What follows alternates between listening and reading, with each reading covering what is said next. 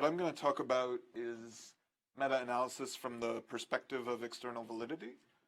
So I think I come to meta-analysis because from the perspective of external validity first.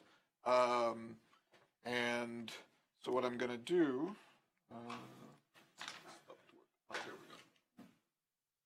so what I'm going to do is sort of lay out the working definition of external validity that I'm going to use for the purposes of this talk. I'm going to talk about when you could think about some out-of-the-box meta-analysis techniques delivering external validity. So one of the assumptions that you're going to want to make is that there's a lack of what's called site selection bias. So I'll talk about that here and then show you an example of site selection bias. And then talk about some approaches forward kind of at that intersection of work on external validity and meta-analysis. Okay.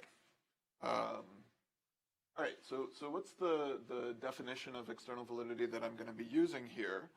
So the concept or the term external validity goes back at least to 1957, and probably before there. So Rachel was kind enough to share some slides with me ahead of time.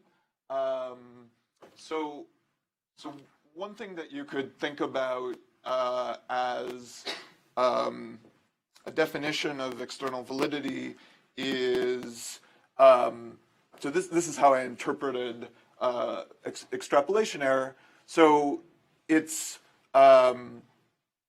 basically you have the same S-demand, so the average treatment effect, that you're estimating across contexts, and the question is how far are these from each other? We might find that in fact the underlying, when we think about removing the influence of sampling variation, the underlying average treatment effects are different.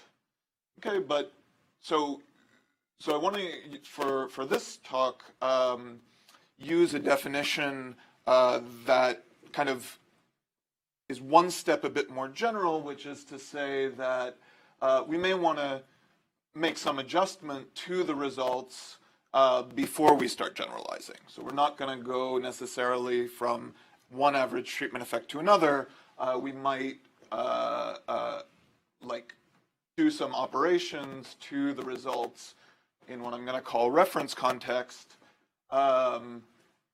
before we generate what we think is going to be the average treatment effect in the target context.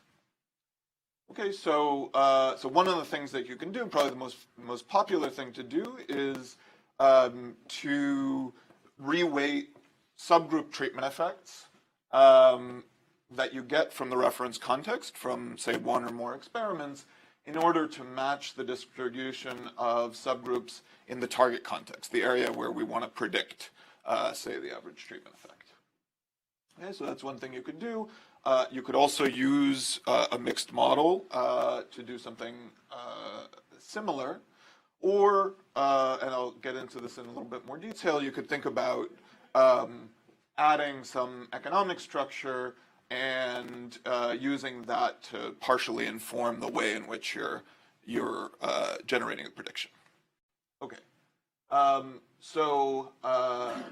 for the purposes of today, I'm going to call this the big tent definition of external validity. So I'm going to say that you can establish it for one or more reference contexts with respect to one target context. And so the kinds of objects like the variance of tau would be an aggregation of that across multiple target contexts.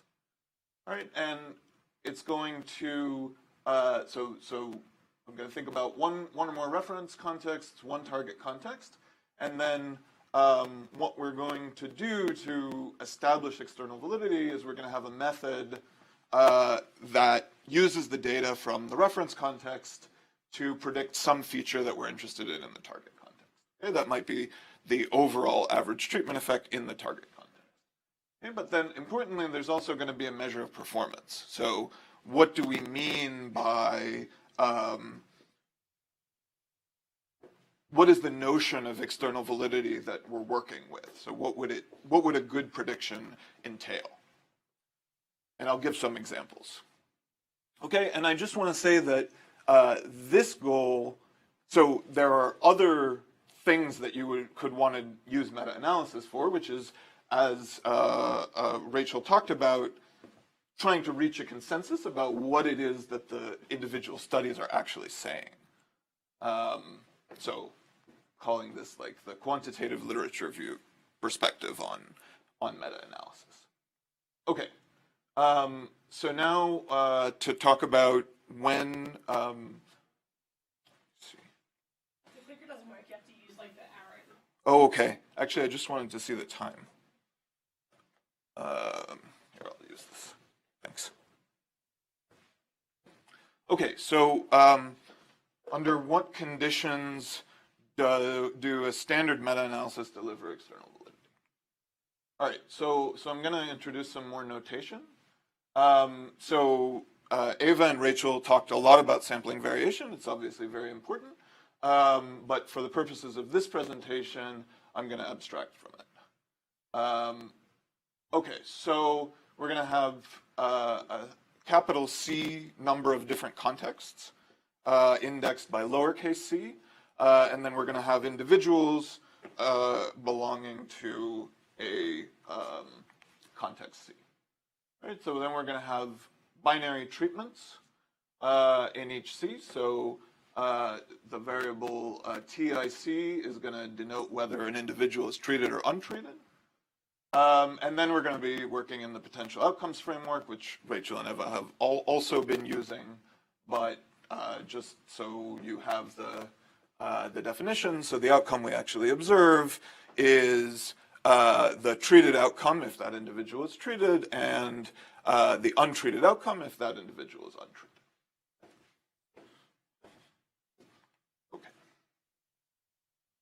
Okay, so building towards what we're going to call external validity in this context, we're going to have these two sets of contexts. So there's going to be reference contexts. I'm going to index those by the variable DC. This is a context level variable.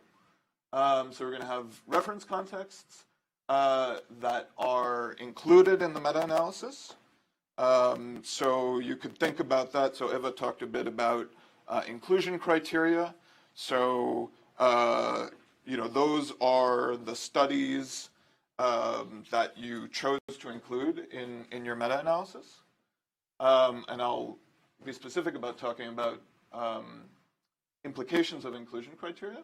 And then we're going to have one target context, which is not included in the meta-analysis. So here, this is what we want to generate a prediction for. Okay, so kind of conceptually speaking, for example, what prediction do I want to generate? Let's say I want to give some advice to a policymaker, should they implement a particular program or not, on the basis of the empirical evidence that we have so far. Okay, so the target context is going to be the context where I want to make the policy recommendation. And one way in which you would make the policy recommendation is to say, is this going to have a positive average treatment effect? Okay, so we want to predict, say, the sign of the average treatment effect. So mostly I'll be talking about actually predicting the average treatment effect itself, but that's the kind of thing that that you might want to do. Okay. All right. So then I said there were so I've defined the target and the reference context. Now the other two ingredients that I said were important for external validity was one, a method by which we're going to predict what we care about, and two, a measure of performance. Okay, so starting with one, so the first thing that I'm going to talk about for simplicity is, so here we have the average treatment effect in the the, in the reference context.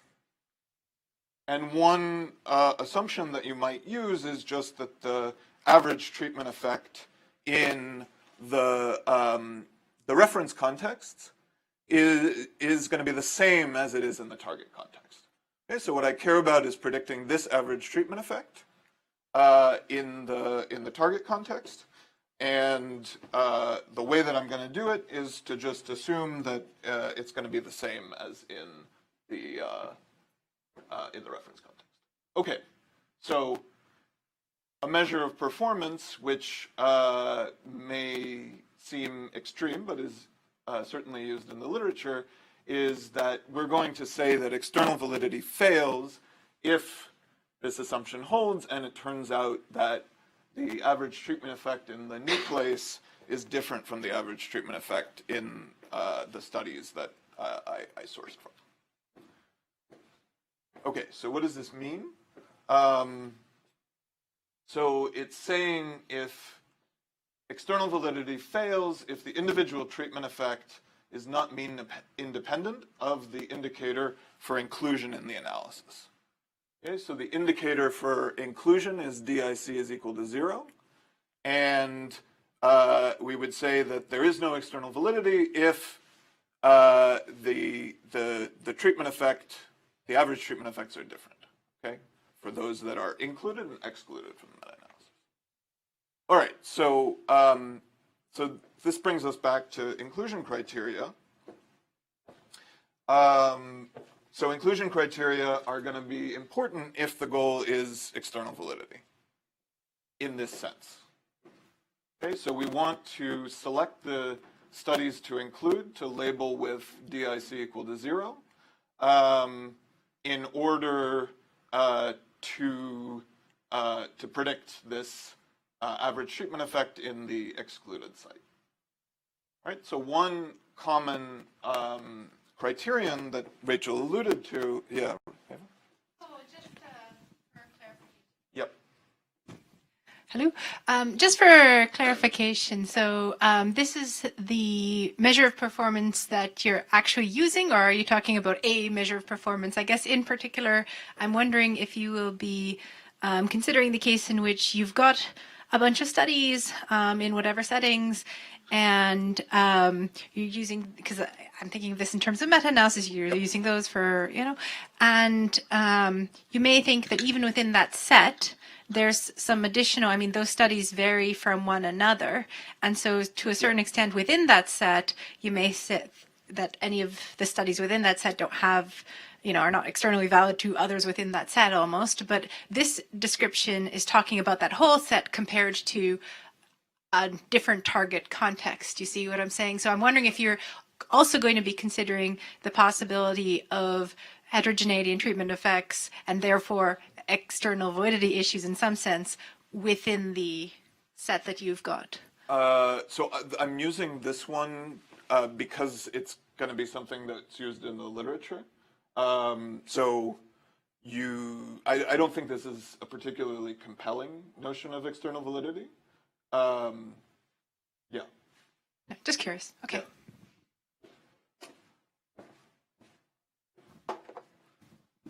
Fortunately, the low power of most settings will probably mean you can't reject it in most meta-analyses. That's true, right? So it's clearly an insane assumption. Yeah. So I'm kind of building towards a particular empirical paper, the Alcott paper, in which will be powered well enough that we can actually evaluate this. Okay. All right. So now we can introduce this concept of site selection bias. And so site selection bias, so if we're using this inclusion criterion where, sorry, let me say a bit more about this. Okay, so a rationale for not including observational studies in a meta-analysis might be that you don't think it's plausible that they're actually identifying the average treatment effect because there's some internal selection bias left over even after whatever they've done to try to address it. And so because we don't know, how bad that selection bias is, we just don't include them in our meta-analysis. Okay, so if we're using that inclusion criterion, now the indicator for being a reference context is actually an indicator of belonging to a site where a randomized experiment was conducted. And so the kind of thing that we'd be worried about is that if a sort of ability of a particular context to sustain a randomized experiment because of the availability of partner organizations, because of your ability to have researchers travel there safely. So if that is related to the average treatment effect, then we'll fail this definition of external validity. Okay, there's going to be a correlation between inclusion in the study and the average treatment effect measured in that study. Okay, and this paper by Hunt-Alcott, I think, coined the term site selection bias, as opposed to the internal selection bias in any particular study. Okay, so what are examples of sort of stories people tell about site selection bias? So one is called gold plating, and that's the idea that organizations will agree to conduct an RCT of a program if they think the program is particularly good.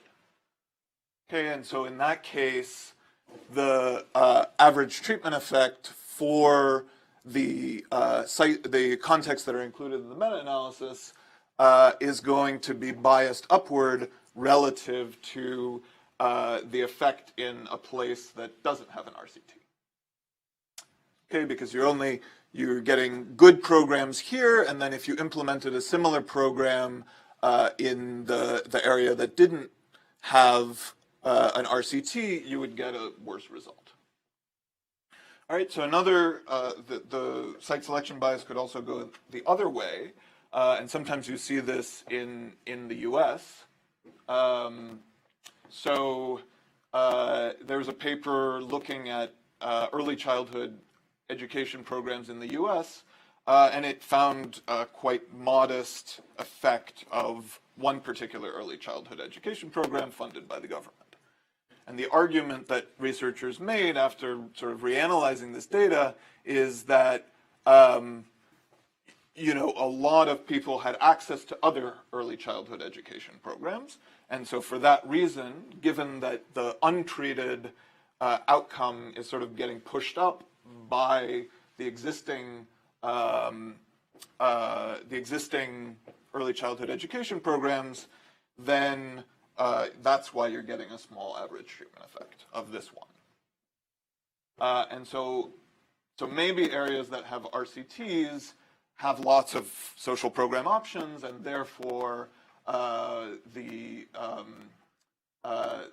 sorry, did I get this? I think I inverted the indicator. Yeah, these should be the other way around.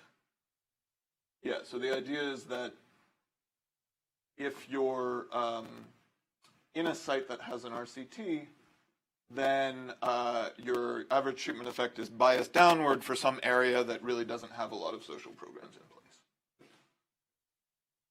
So some of that literature has referred to this as substitution bias, meaning the availability of close substitutes to the program that's being evaluated.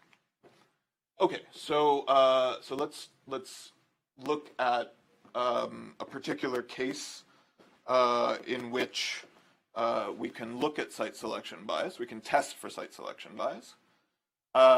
Okay, so I'm going to introduce an alternative method. So the earlier method was about basically assuming that the average treatment effect in your set of reference contexts is the same as the average treatment effect that you're going to get in your target context. Right, so maybe that's too strong, or maybe we're not comfortable with that. So maybe we're going to add some individual characteristics. Okay, so now we're going to assume that for a given subgroup, the average treatment effect in the reference context is the same as the average treatment effect in the target context. And so the way in which, just to go back to Eva's question, the way in which this definition would think about sort of heterogeneity within the reference context is that it's averaging out. Okay, and so now we can redefine performance when we're saying, instead of saying that that external validity fails if the average treatment effects don't line up between the included and excluded site, instead we're going to say it fails if the average treatment effects don't line up, conditioning on the subgroup. It's the subgroup treatment effects are the same between target and reference.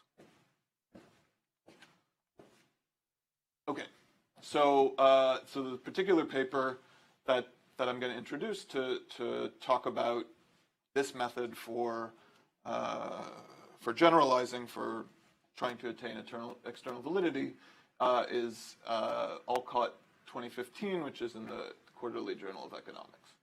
Okay, so in this case, the treatment is going to be so probably a number of you are familiar with this treatment.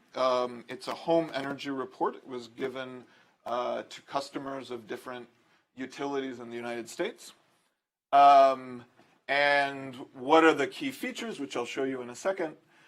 So there's a neighbor comparison module, which is, so it shows how much electricity you're using relative to your 100 nearest neighbors. And an action steps module, which says, what could you do? How could you conserve electricity? So either of these could be generating a response. The kind of response that we'll be looking at is that people decrease their energy use, their electricity use. Okay, so this is what it looks like, one of the home energy reports. Okay, so you see in the last 2 months, you used 33% more electricity than your neighbors. This is what your most efficient neighbors are doing. This is what all of your neighbors are doing, and this is how much electricity you're using. Okay, and it says you use more than the average, and then turn over for some suggestions. Okay, these are the suggestions. Check air filters, program your thermostat, blah, blah, blah. Okay, so you can, I mean, some people are interested in this treatment in and of itself, but for the purposes of assessing external validity, this is a pretty idealized scenario. There's almost no heterogeneity in the treatment, basically. So what we're going to be looking at is 111 different utilities in the U.S., and all of them, so the treatment is going to be, did you receive one of these? And all of them, because it's the same organization that it's making these reports, they're pretty much identical. They all kind of look like this. There's not going to be heterogeneity of the kind that like we get in the microcredit, where something as important as the interest rate is varying across the sites. Okay, so that's nice. The one piece of treatment heterogeneity is the frequency with which you get these reports, and that's something that you can easily take care of. Okay, the other nice feature is that within these individual sites, you have lots and lots. So we have lots of sites, 111, and we have lots of data for each of the sites.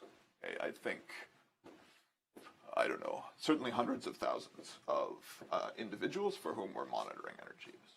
Okay, so this is the key table. All right, so what this is showing us, so we start with the first 10 sites. So the exercise that Alcott undertakes is think about the first 10 sites as the reference sites, and then aggregate the next 101 sites into one target context. And so the average treatment effect is a percentage, is in terms of a percentage decrease in energy use. Right, so after he does this adjustment for the frequency with which you receive the reports, you're getting in the first 10 sites about, so I think it's 1.67% decrease in energy use, and we're taking advantage of our large samples, we get a very small standard error. Okay, but then, so if we just look at the raw average treatment effects, for the later 101, the average treatment effect is smaller. It's 1.26. Also has a small standard error. Okay, so so then he does these two exercises that are trying to, so this is this first comparison, 1.67 versus 1.26, is about the first assumption, which is like, are the average treatment effects the same? Okay, but now let's deploy the second assumption and say, well, we don't need the average treatment effects to be the same. We just need them to be the same for people with the same characteristics, same like home size, maybe same baseline energy use, etc. Okay, and how he does this in practice, he does these two approaches. So the linear is kind of like the first thing you might think of doing. So if you want to estimate treatment effect heterogeneity, you run OLS on an intercept, an indicator for the treatment, and an indicator for each subgroup interacted with the treatment. And so that's what, basically by doing that, you get this linear extrapolation. Okay, and so the linear extrapolation overpredicts, so both of them are going to overpredict the average treatment effect in the following sites. This overprediction is worse. And so once you do a more fancy process, which is to just reweight the reference sites so that they match up with the target sites, then actually that just brings you back to very much the average treatment effect that you measured in the reference sites, yeah. So I guess I have two questions which show that it's been too long since I read the Alcott paper. So one is like, he in each of these buckets, he's saying like, here's what the true frequently adjusted ATE is. It's not obvious how to estimate that average. So he's taking an average across 10 and then an average across 101. Yeah. So is he taking a simple average? He's pooling, yeah. So is he pooling? Is he doing like inverse variance weighted average, or is he just doing a simple arithmetic? He has all the data for those first ones. So he literally does full pooling. Yeah. He fully pools everything. Okay. I mean, so in that case, you know, if he's wrong that there's no heterogeneity, which it seems like he is, that's not necessarily the fairest test, because that's not the best estimate of the average. You're going to get a better estimate using the random effects model. Well, actually, this relates to the thing we were talking about before, right? So isn't the So even if you want that estimate of what the effects were, if you're wrong that there's no heterogeneity, then you're biased because the model's wrong. So the proof that the inverse variance weighted average is optimal relies on homogeneity. Right, but he's not doing inverse variance weighting. So then I think you have a similar result. You're right that the full pooling does a slightly different kind of weighting, right? It's weighted by the inverse of the variation of the treatment assignment, is my understanding. Okay. Okay. So we can talk about that. That's true. You're right. That's a more complicated. So my understanding is that so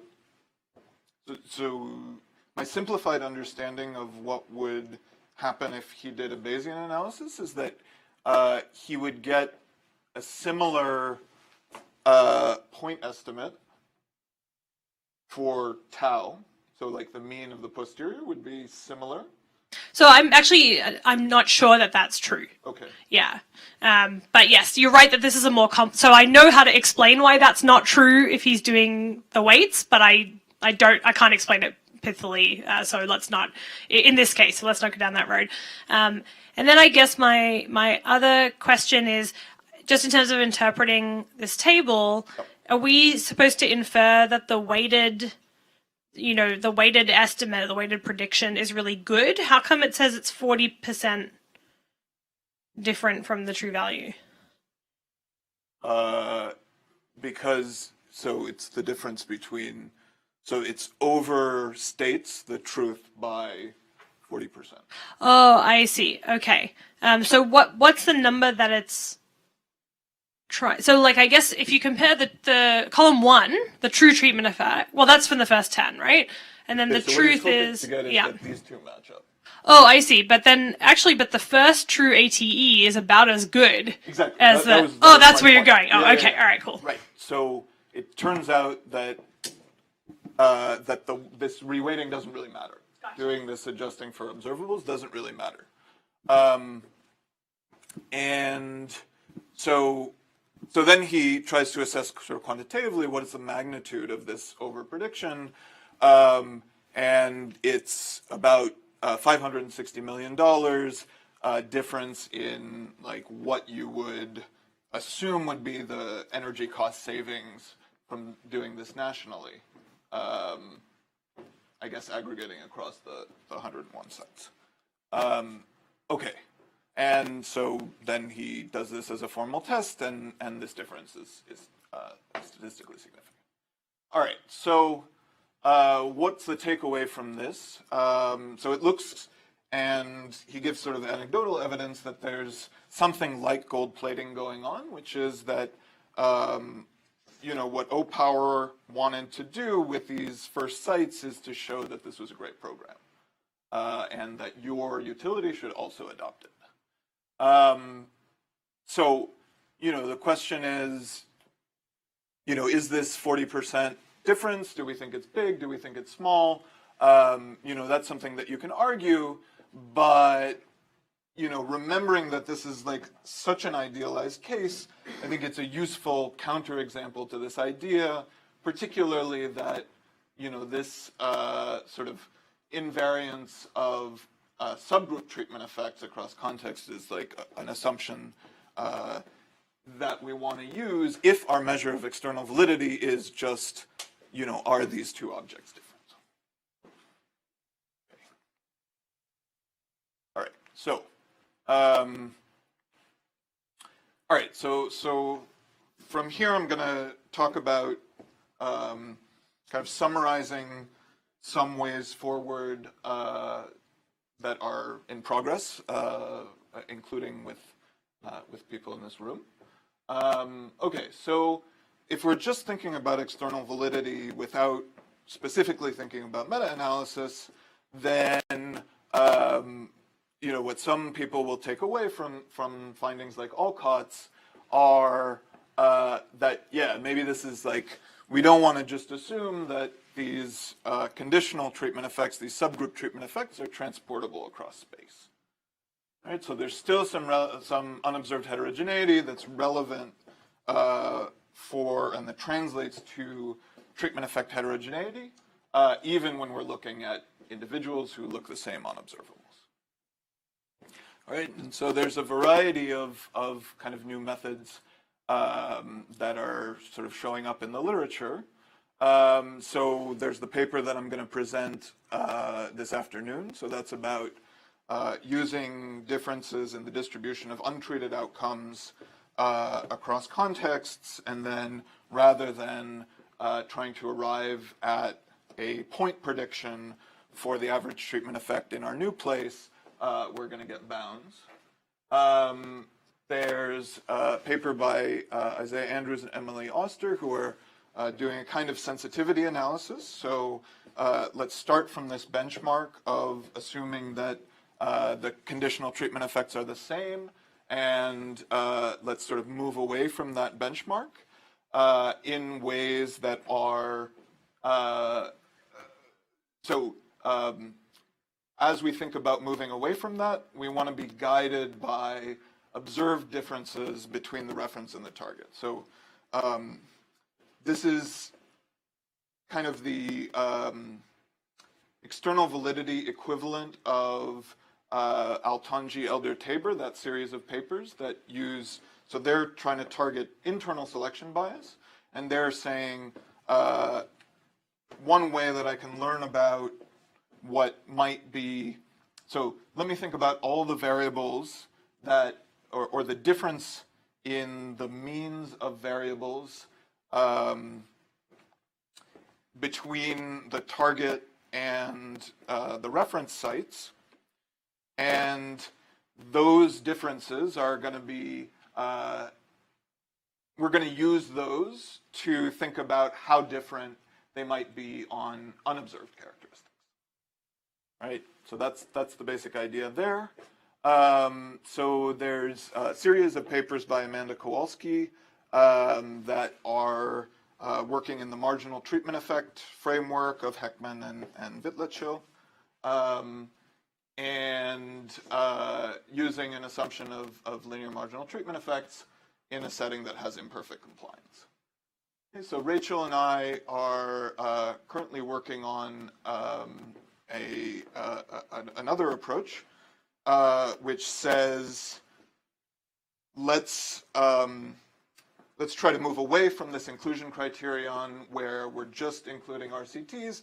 Let's also think about including observational studies, but account for the fact that those observational studies may feature internal selection bias, so that the assignment within a study may not be independent of the potential outcomes. Okay, so basically what we're going to try to do is to estimate the site selection bias, and use that. Once we have an estimate of the distribution or of the nature of the site selection bias, we can use that to fix the regular selection bias, the internal selection bias in the observational studies. Okay, and then this is one example of a paper that thinks about incorporating economic theory through a structural model, and that is getting at this problem that the treatments are typically, in a meta-analysis, going to be quite different across contexts.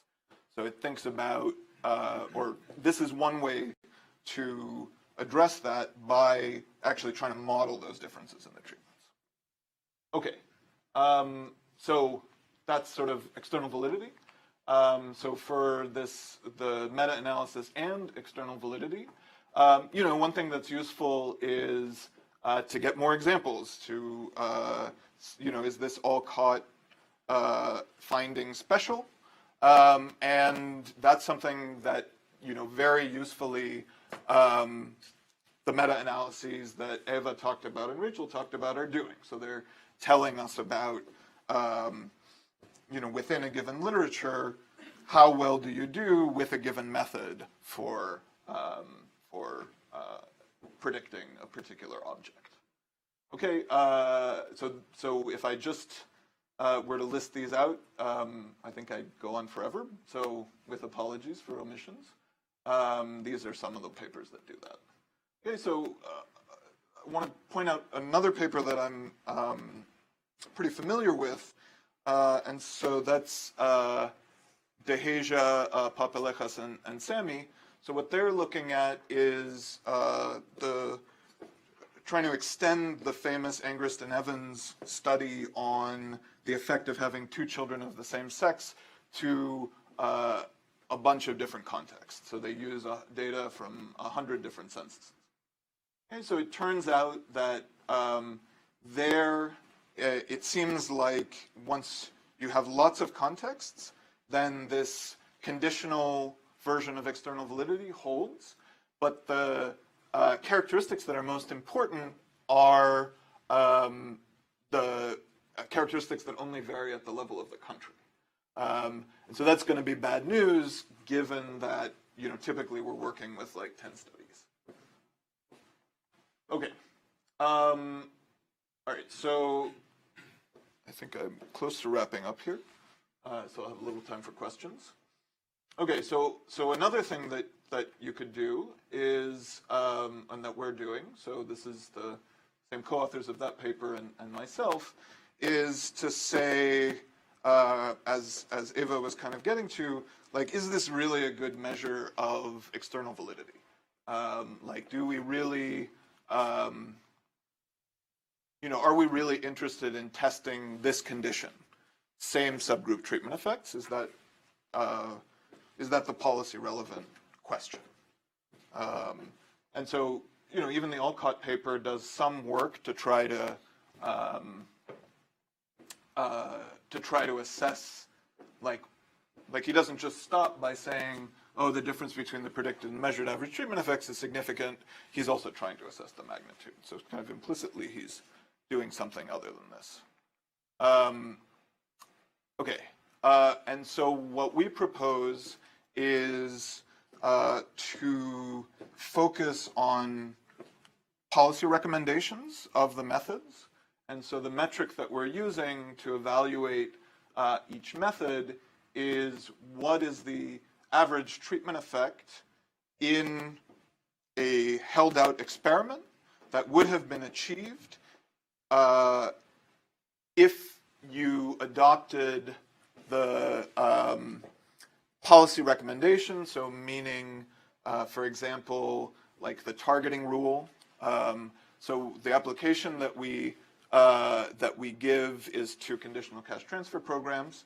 So one of the things that varies across programs is who's eligible for the program.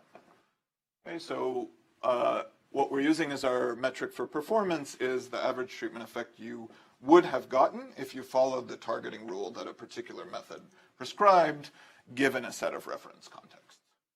Okay, so specifically, the policy recommendation we're going to be evaluating is a policy recommendation that says treat individuals of a particular subgroup if the method predicted average effect for that group in the target context exceeds a cost-effectiveness threshold.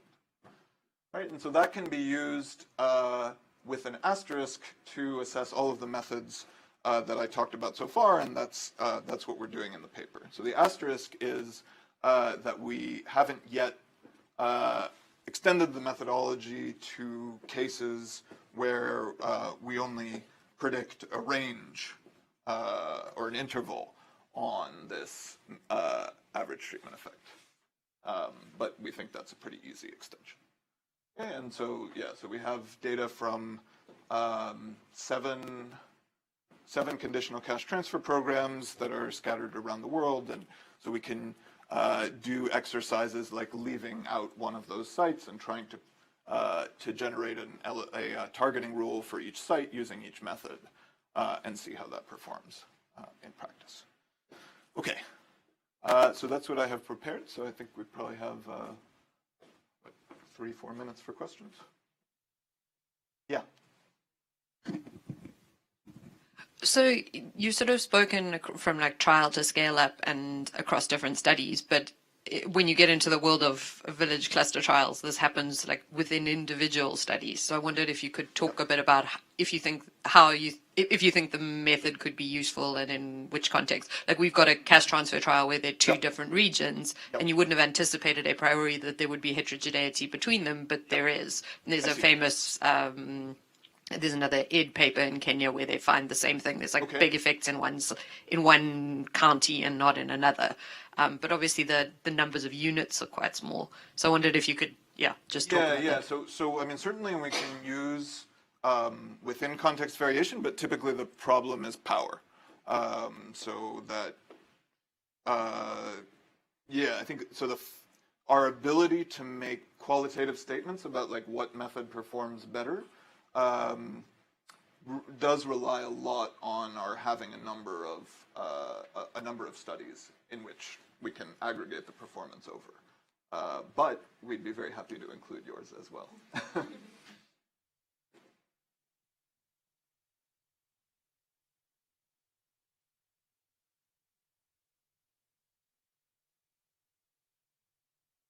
any other ones, or I guess if people had any for any of the presenters the whole way through, that would be useful.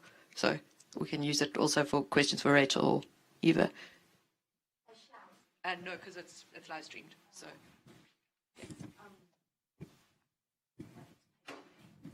Thank you. Hi, I'm Lucy from Social Policy and Intervention. And Yulia will be thinking maybe the same things as me. So this is really interesting to us because we're thinking about how we measure interventions that have been tested in RCTs and then are scaled up. So the RCTs we all know about.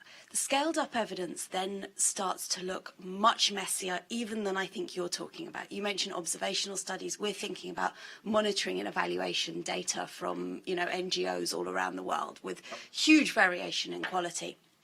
And what I wonder about is whether this is something that could be taken, one step, because in some ways they have more bias and in other ways they have a lot less, because even your observational studies have still quite a lot of the same external biases that you're worried about with the RCTs. Yeah, like publication bias, for example. No, but also the bias if you do an observational study in the place that sometimes, it just doesn't, they've got some of the same shared problems. Whereas M&E data has probably less, but also other problems. And I suppose I was just wondering whether that would interest this kind of model and framework, and if so, whether you want to have a go at our 21 countries of complete mess, including Democratic Republic of Congo, where they can't link the pre and post at the moment. But we're just really interested in ways to approach this. Yeah, no, so I think we're definitely interested in that, and I think Rachel's going to like my answer to this question, I hope. Which is that, so, what we think about with this method, or meta method, I guess, is that, so you have, these methods that are using the reference data, they're using it in different ways to generate a prediction, and, what's useful about these target contexts is that you get a clean and you're able to estimate treatment effects in a clean way. So meaning that you can do this evaluation because you can figure out what would the average treatment effect have been following the policy recommendations. So I think this is super important. So how do you generate something like a treatment effect out of the sort of pre-post stuff that you have at scale? Well, you're going to need some priors. And so you can think about nesting this within a Bayesian framework. So that's the way that we would think about it, and it's super important because, a lot of the times, stuff at scale, you precisely don't have that clean, treatment assignment that's independent of the potential outcomes.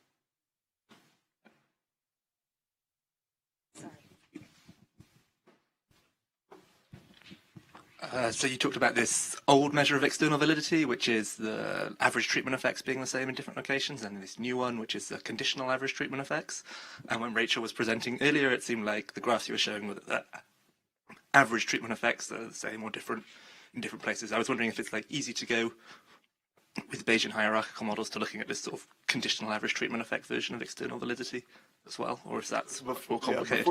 While Rachel is getting the microphone, let me say that there was no implied novelty or hierarchy between these measures. These are just measures people use.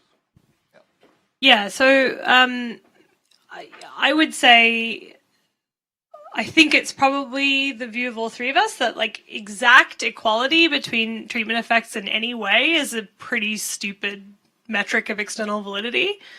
There's no way that individual level treatment effects satisfy that. We know that's not true, even in medicine, even for surgery, even for drugs, right? So that's not true. We can reject that null right now. The question is how different is too different? That is the question. And so you really are in this setting of saying, I need to know how different they are, and then I need to think about how different is too much. So we, I think, are talking, about methods that can tell you how different things are. Now, if you want to then you can do tests. I'm not a fan of testing in general, and I'm definitely not a fan of testing point nulls against interval alternatives. Hang on, is it still working? Yeah. So I would never do a test of an exact equality against an interval alternative, ever, despite what my referees would like. You can go that way if you want. You can generate those kind of tests in a Bayesian framework. You can apply frequentist tests to the output of a Bayesian procedure, right? Like from a frequentist perspective, everything I showed you is just another kind of estimator. So you totally can do that. And if you think you think, no, testing is really good and I want to do it, you totally can. I think a lot of the issues Michael's talked about are super relevant to that and thinking, what's the right test? And thinking more seriously about that.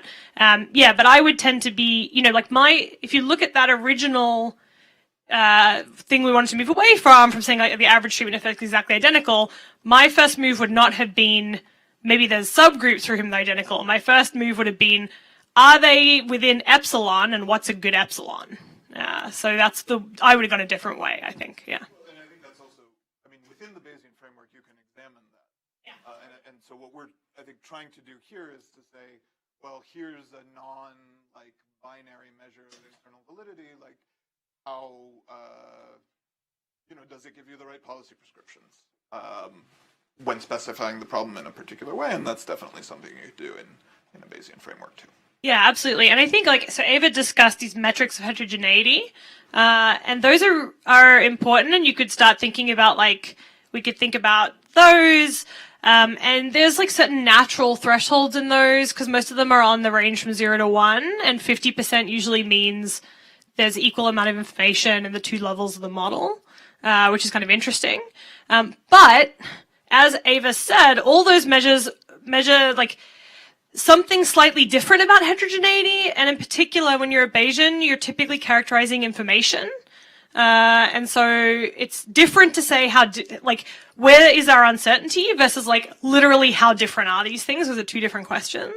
And so I don't think that we have a super great idea of should people be reporting this one certain headline metric, or what's the right way to think about comparing how heterogeneous things are. So in a fundamental policy question sense, maybe that's not so important. You generate a prediction, you have uncertainty on the prediction, that's a different question of how good was that prediction? Did I make the right decision? How's the mean squared error? How's the type 1 error? Whatever you care about. To then say I think we don't have as good a handle on if you want to compare heterogeneity across stuff, that's really hard. I don't have a great answer on that. I think there's probably a lot of work to be done on that. Just building on what Rachel's saying, so I completely agree. I think there's a different question of, looking across different types of interventions, say, as opposed to saying within one particular intervention, we can try to build these models that do have something to say about, what is, like Mike was saying, what's the likelihood of getting the wrong sign or whatnot. So actually, I'll go back to that, I guess, in the afternoon, looking at sign and magnitude errors from the perspective of within a particular set of stuff. So not looking at going from one set to a different target set, but assume the target set that is actually drawn from the same distribution roughly as the stuff we've already got studies on. There's still quite a lot of what I would think of as external validity problems even within the set that you've got. So I'll go back to that, I guess. Okay, sorry, one more question, but related to time. So I think a whole lot of what we were trying to get from the workshop was for people who didn't have an in-depth understanding of the method to start to have the tools to apply some of the advances you guys have made in practice. So this is maybe quite a hard question. So if you had to write, so you imagine you're someone, you've done a systematic review, you've done broad search terms, you've got this data set. And this is exactly the problem we're facing now. So you'll see this in the afternoon. You've got this data set, and you need to start to make a decision about which studies you include and not.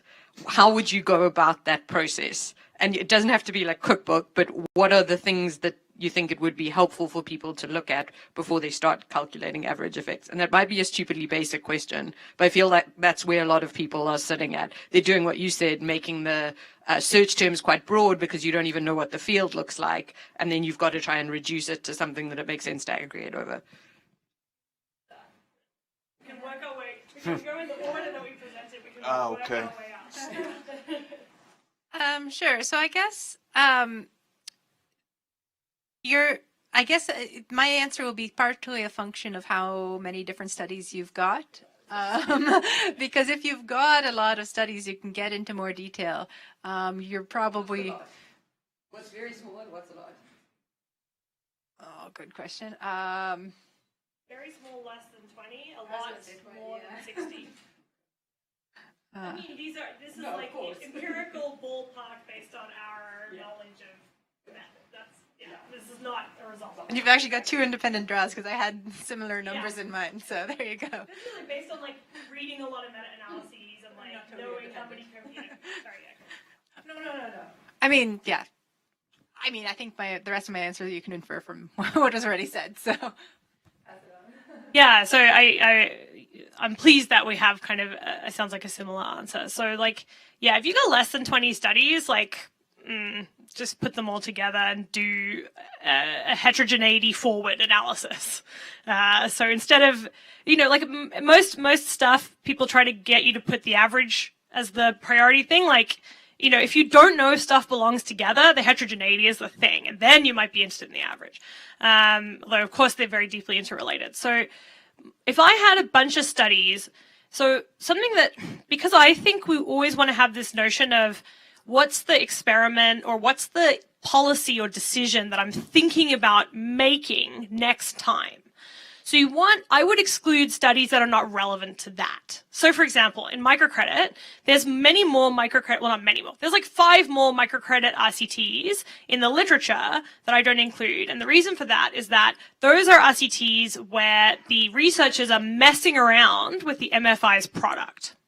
So they're saying everyone gets microcredit, but half the people get this weird different contract that we've decided you should offer.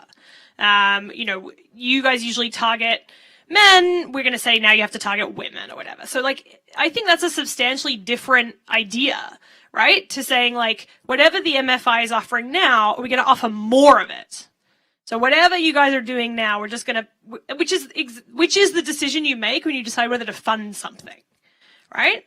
So I think I find it important because you always want to think of like, what are you trying to understand?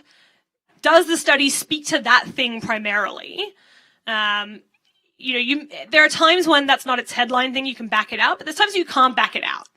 Like there's no control group in some of these studies that didn't get in the studies where they mess around with the contract, there's no control group that didn't get any. Sometimes there is, but sometimes not. And so I think, but once you have this like conceptually related, I don't think you want to be too picky ex ante. I think you want to so what I would do, honestly, is I put everything in a bucket and I would run the analysis that I showed you to start with. And then I would kind of know how much heterogeneity I'm working with. And then the next thing I would do is probably run like a super penalized, very strong ridge regression with a bunch of different penalties and see if like any predictors are kind of stably having a large coefficient across those things. And then from that, I might think about building a model that controlled for those things in a specific way. The thing is, what I'm describing here is an analysis that has multiple steps. You don't want to get to the end of that and compute a frequentist p-value, right? Because you design the specification already having looked at the correlations in the data.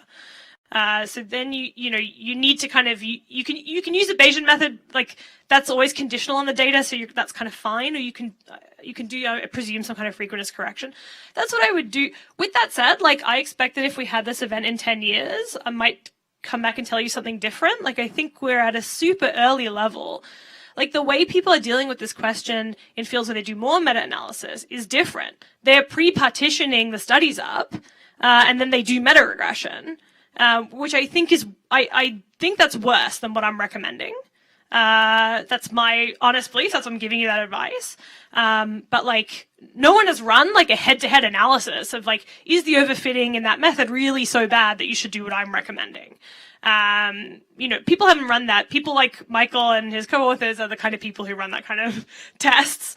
So I'd be excited if we could like, I think the next 10 years will contain a lot of work that we start formalizing these currently informal decision processes and evaluating like what factors are really important in the literatures that we're dealing with. But I want to stress, like, we're very far away from having the answer to this. But that should be exciting because it means there's a lot of work for people to do. And now I think Michael can probably add to that substantially. Make a comment. Oh, you don't have a microphone. I was going to pass the microphone to you. Yeah, it's attached. Just one quick comment adding to Rachel's point, which is very, very comprehensive already, but this thought of which characteristics matter is not necessarily even just the context, right? So like if you think of like deworming and stuff, it'll be like, well, what methods, you know, in some sense, you know, was it at least in that particular one? So I think ultimately the answer to this question is going to depend on what you've got in front of you, because generally I would agree, like, let's put everything, you know, together and deal with it. There may be the things that you consider possible different explanatory variables, though, in some sense, that you would want to sort of see how things varied against will depend on what thing you're looking at, though. Yeah, so I think I generally agree with what Eva and Rachel were saying. I guess one thing that's I guess maybe separate is this observational versus experimental thing. And so I think at this point, and Rachel, you can say if you agree, I would say you would want to separate those two because different things are happening there. And I guess another, let's see. Yeah, I think the other thing is, I mean, making sure, you know, trying to understand as much as possible about the individual studies before, I mean, so what's going to happen when you actually put them in the meta-analysis? You know, you're going to do this generalization, and the individual studies, like you're putting them into this procedure that's going to give you some results, but it's important to try to understand what might drive the results that you get out. And not just treat it as a black box. And actually, go ahead. I was going to say, like, yeah, as Ava was giving her her follow-up, I was like, you know, like, yeah, my instinct, which is obviously why I'm working on this particular angle, is like, my instinct is that the observational versus experimental is going to be, that would be the first thing I would worry about. And it, like, as Michael said, like, you know, if I were refereeing your eventual paper, like, that would be the thing I would want to see first as split out in terms of like what's going on in the bucket. With that said, like, I want to acknowledge that that could be a prejudice that is just that turns out to be just as incorrect as, you know, my colleague's prejudice about randomization unit. Now, I think we have the Olcott example that Michael showed that suggests that maybe we should be worried about these site selection bias issues. And my example shows that maybe we shouldn't be so worried about randomization unit, but like we just showed you one example each.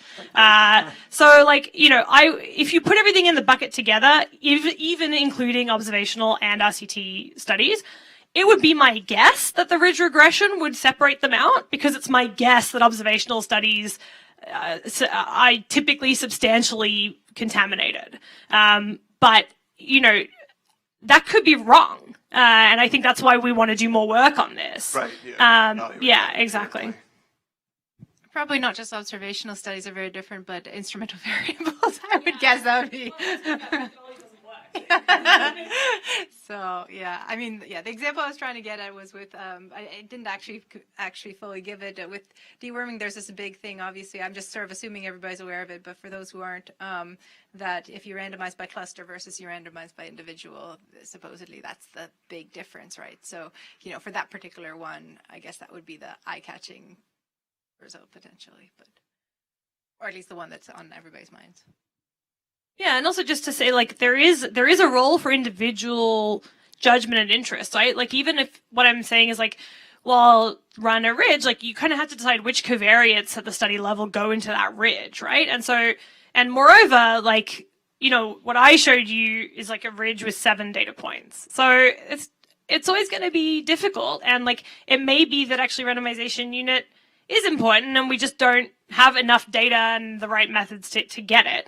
And so I think, you know, if you think you've got a scientific or economic or subject matter reason to do something, then, you know, I wouldn't be opposed to you doing it. I think it's just a matter of like, be clear and make sure that readers can also access the result, not imposing that. And then I think like you're way ahead of what, you know, everyone is doing. So. Yeah, I think just, I guess maybe 2 points wrapping up. So, so I think, yeah, going to what Rachel is saying is like, yeah, you could have, so there's 2 sources for why your observational estimates might look different. It could be the corruption, the internal selection bias, and it could be the site selection bias. And so, yeah, so part of why we're, I think, so excited about this project is to try to actually measure the extent to which these matter. Yeah.